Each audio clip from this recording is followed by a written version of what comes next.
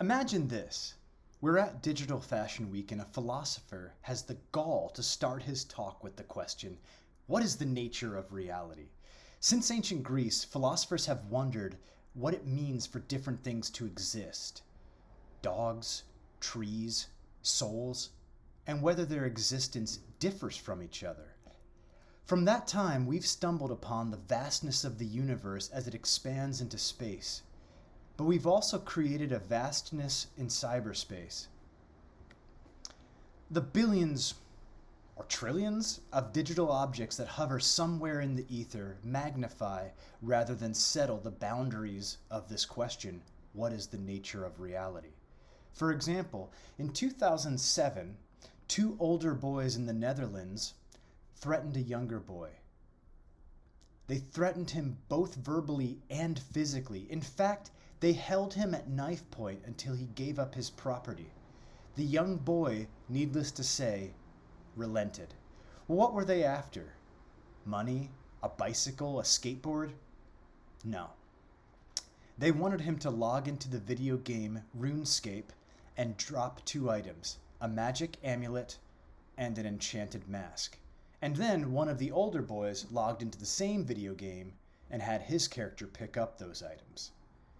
The Supreme Court of the Netherlands ruled that a robbery, not just a physical assault, but a robbery had taken place.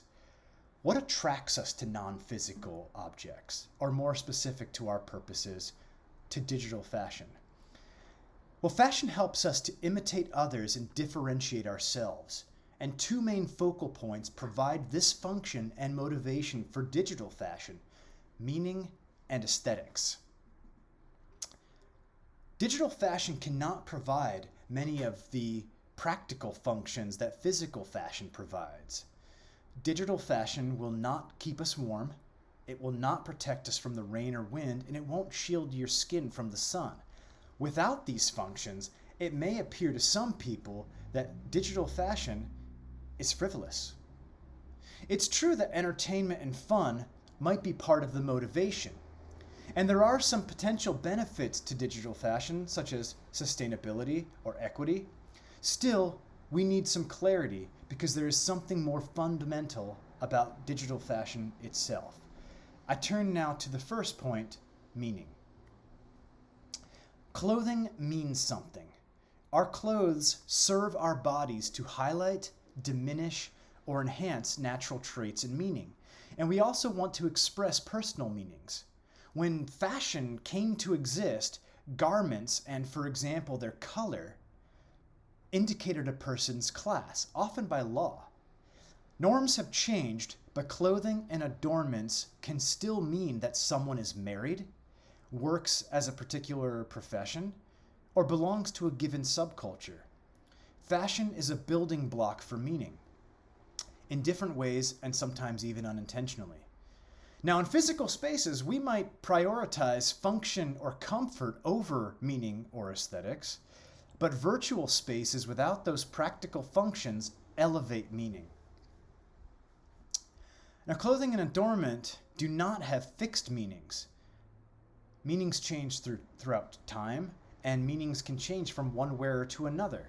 It is up to us to help shape that meaning.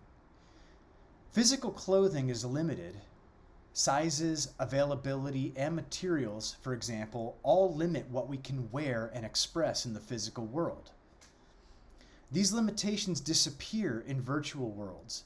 As technology continues to develop, we're only limited by our imaginations. Digital garments can exactly fit our digital bodies. Without limitations, we are free to ask, what do we really want to wear and express?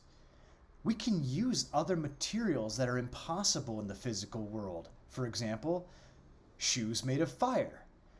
I, for one, would like a dinner jacket made out of a storm cloud. Meaning is not only outward, it is directed at ourselves as well.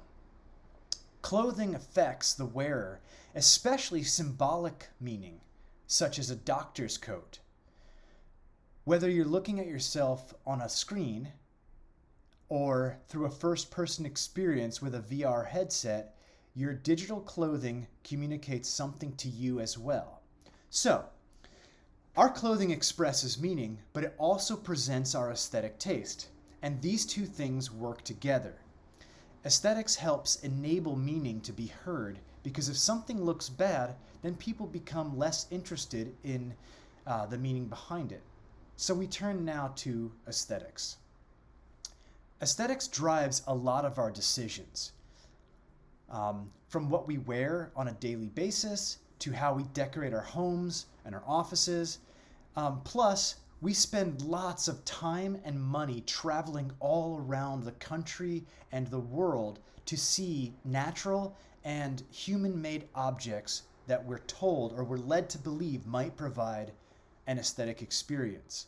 And Harvard Business School professor Gerald Zaltman says that 95% of our retail purchase decisions are made because of how a product subconsciously makes us feel, which relates to how it appears. And this is above and beyond any function the product may have or facts about the object.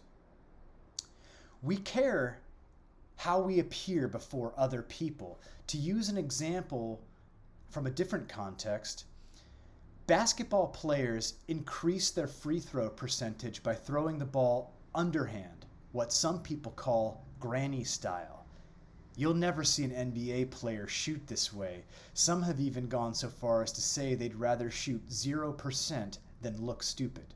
So we care about how we appear before others.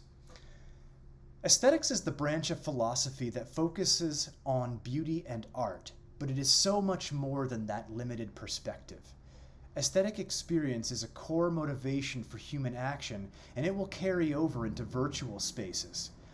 Aesthetics was coined by 18th century philosopher Alexander Baumgarten. He wanted to distinguish between the higher faculties of logic and reason and science and the lower faculties of sense experience and our feelings. Now, Baumgarten probably believed that the higher faculties are better ways of understanding the world and the lower faculties are worse ways or less precise ways of understanding the world. Whether or not there's truth to that, I still think a better way of understanding this distinction is between more specific and more common ways of seeing the world. So when we often think of a mountaintop, climbing a mountain, we often focus on the height, but it gets narrower as you go up top, and it's broader and the foundation is bigger as you're at the bottom. So aesthetics is common to all people in a way that certain kinds of specific knowledge, like theoretical physics, is not. As human beings, we actively pursue aesthetic experiences in our lives. We don't abandon our humanity in the virtual world, but virtual worlds may help expand our understanding and habits about aesthetics. So what does this all mean as we enter the metaverse? The metaverse carries the potential to change a lot about how we live and interact. Virtual worlds and objects will affect our laws, our commerce, our government, and our education. But one thing will stay the same, and that is our desire for expression and aesthetics. The specifics will, of course, change, but our desires will continue. There is no formula for applying meaning and aesthetics to our fashion, but they are durable concepts. I'm co-editing a book on digital fashion for Bloomsbury Academic, and one of the main recommendations they had for us was, tellingly, to focus the chapters on concepts and ideas. This is because while technology changes rapidly, human motivation is surprisingly constant. And this is why we occasionally need a philosopher to ask, what is the nature of reality? Thank you.